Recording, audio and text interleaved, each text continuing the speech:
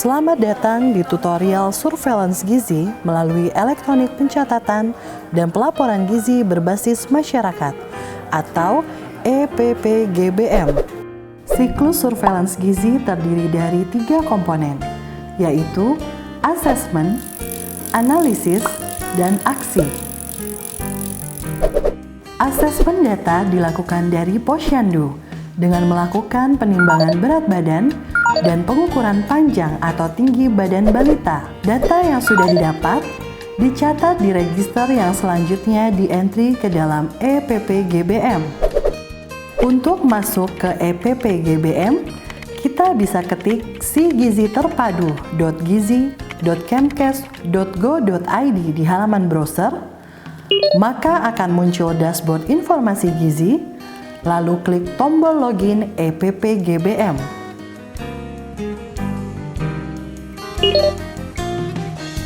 Masukkan username dan password yang sudah dimiliki oleh masing-masing puskesmas maupun dinas kesehatan, baik kabupaten maupun provinsi.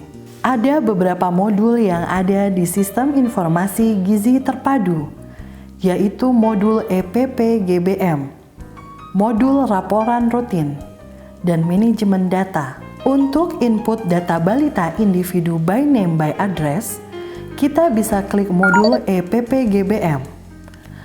Daftar balita pada EPPGBM terdapat lambang-lambang yang memiliki fungsi masing-masing sebagai berikut. Lambang pensil dalam kotak biru berfungsi untuk mengubah identitas balita. Lambang silang dalam kotak merah berfungsi untuk menghapus balita. Lambang kaca pembesar pada kotak hijau berfungsi untuk melihat grafik pertumbuhan balita. Lambang buku dalam kotak merah muda berfungsi untuk menginput perkembangan balita sesuai buku KIA. Lambang buku dalam kotak coklat berfungsi untuk menginput perkembangan balita sesuai kuesioner pra-screening perkembangan atau KPSP. Lambang plus dalam kotak kuning berfungsi untuk menginput pertumbuhan balita setiap bulan. Lambang garpu dan pisau dalam kotak hitam berfungsi untuk menginput pemberian PMT pada balita setiap bulannya. Dan lambang lingkaran pada kotak merah berfungsi untuk menginput kematian balita. Tahapan siklus surveillance selanjutnya adalah analisis. Puskesmas akan bisa melihat early warning system melalui lonceng masalah gizi. Lonceng dengan warna biru berarti ada sejumlah baduta yang mengalami masalah stunting dan belum tertangani. Lonceng dengan warna ungu berarti ada sejumlah balita dengan masalah wasting. Sedangkan lonceng dengan warna merah berarti ada balita dengan berat badan sangat kurang atau BGM yang belum ditangani. Data yang ada di lonceng bisa kita lihat siapa saja dan identitas lengkap balita tersebut dengan mengklik rujuk. Setelah tahu identitas dan alamatnya, kita bisa melihat grafik pertumbuhan anak tersebut sebelum dilakukan validasi ke rumah balita. Aksi yang dilakukan tenaga kesehatan di puskesmas, salah satunya dengan mengunjungi rumah balita tersebut untuk melakukan validasi penimbangan dan pengukuran. Juga dilakukan observasi kondisi lingkungan dan faktor determinan lainnya. Apabila memang balita tersebut bermasalah gizi, maka dilakukan intervensi, salah satunya dengan memberikan PMT pada balita tersebut. Selain input pemantauan pertumbuhan di EPPGBM, juga sudah terintegrasi dengan pemantauan perkembangan balita. Klik lambang buku dalam kotak warna merah muda untuk menginput perkembangan sesuai buku KIA, dan lambang buku dalam kotak warna coklat untuk menginput perkembangan sesuai KPSP. Kedua fungsi integrasi ini akan diisi oleh bidan yang berkoordinasi dengan petugas gizi di puskesmas. Puskesmas harus menginformasikan hasil surveillance gizi ke stakeholder lainnya, diantaranya kepala desa, sehingga kepala desa tahu dan dapat ikut berkomitmen dalam upaya perbaikan gizi masyarakatnya. Bismillahirrahmanirrahim. Assalamualaikum warahmatullahi wabarakatuh. Saya Haji Ajep Awaludin, Kepala Desa Tangkil, Kecamatan Caringin, Kabupaten Bogor, Provinsi Jawa Barat, menyambut baik dan apresiasi tentunya program yang digelontorkan oleh pemerintah kaitan dengan pelaporan penimbangan di masing-masing posyandu dengan sistem elektronik atau yang disebut elektronik pencatatan dan pelaporan gizi berbasis masyarakat atau EPPGBM, karena sangat bermanfaat sekali bagi masyarakat kami, terutama kader-kader posyandu. Satu, untuk mengetahui besaran melalui masalah gizi. Yang kedua, untuk menentukan sasaran by name by address. Yang ketiga, untuk perencanaan, penanggulangan atau intervensi pada sasaran bermasalah gizi. Terutama data dengan sistem EPPGBM dapat merekam data individu dan hasil penimbangan terutama di posyandu, serta mengolah hasil input data tersebut menjadi status gizi. Jadi baik gizi normal, gizi kurang, sangat kurus, pendek dan sangat pendek dapat terdeteksi.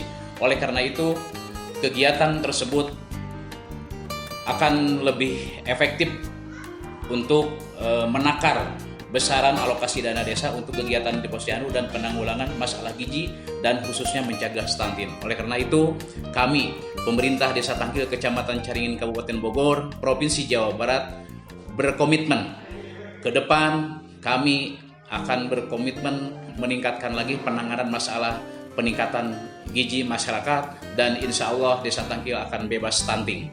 Terutama dengan meningkatnya derajat kesehatan masyarakat. Tentunya harapan kami selaku pemerintah, mudah-mudahan masyarakat Desa Tangkil ke depan lebih sejahtera. Wassalamualaikum warahmatullahi wabarakatuh. Yang bertindak sebagai admin kabupaten maupun provinsi dapat melakukan login dengan user admin kabupaten atau kota maupun provinsi masing-masing.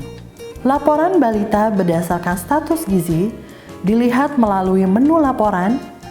Caranya, klik laporan, kemudian klik anak, pilih daftar balita berdasarkan status gizi, isi form kelompok umur yang akan ditampilkan, status gizinya dan tanggal pengukuran dari pengukuran bulan apa sampai pengukuran kapan, lalu klik cari data.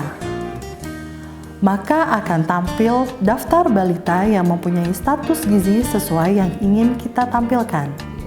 Untuk melihat rekap status gizi di tiap wilayah kerja, kita bisa pilih menu rekap balita berdasarkan status gizi, isi formulir umur, dan isi tanggal pengukuran yang akan dilihat dari pengukuran bulan apa sampai pengukuran kapan.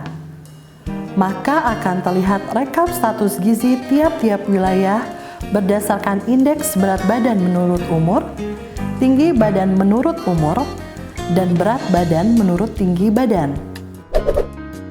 Selanjutnya, mulai tahun 2019, laporan rutin program gizi pelaporannya menggunakan Si Gizi Terpadu melalui modul laporan rutin. Klik modul laporan rutin, pilih menu entry, kemudian pilih indikator apa yang akan diinput, lalu isi bulan dan tahun pelaporan. Selanjutnya, klik tarik data dari EPPGBM, maka variabel kinerja indikator tersebut akan terisi sesuai data individu yang ada di EPPGBM. Setelah terisi, klik simpan untuk memastikan data tersebut masuk ke dalam laporan kinerja gizi baik bulanan, triwulanan, semesteran, maupun tahunan. Untuk mempercepat cakupan input data balita by name by address, EPPGBM sudah integrasi dengan aplikasi PISPK. Pada menu tambah balita, terdapat tombol search NIK dari PISPK setelah diisi NIK balita. Apabila data balita tersebut sudah ada di database PISPK, maka secara otomatis akan mengisi form isian identitas pada EPPGBM. Cara lain untuk mempercepat entry data balita juga bisa dengan memanfaatkan menu import file Excel ke EPPGBM. Klik menu import, pilih import identitas, lalu download format import identitas. Isi file Excel tersebut dengan data individu sesuai format, lalu simpan. Kemudian, klik pilih file yang sudah sesuai dengan format dan klik Start Upload. Maka, data identitas secara otomatis akan menambah daftar balita di EPPGBM. Panduan Sistem Informasi Gizi Terpadu dapat di-download di aplikasi dengan mengklik tombol Selamat Datang, kemudian pilih Buku Panduan. Demikian tutorial singkat ini. Untuk informasi lebih lanjut, bisa menghubungi Direktorat Gizi Masyarakat di nomor telepon 021 520 3883 atau email ke subditkewaspadaan@gmail.com.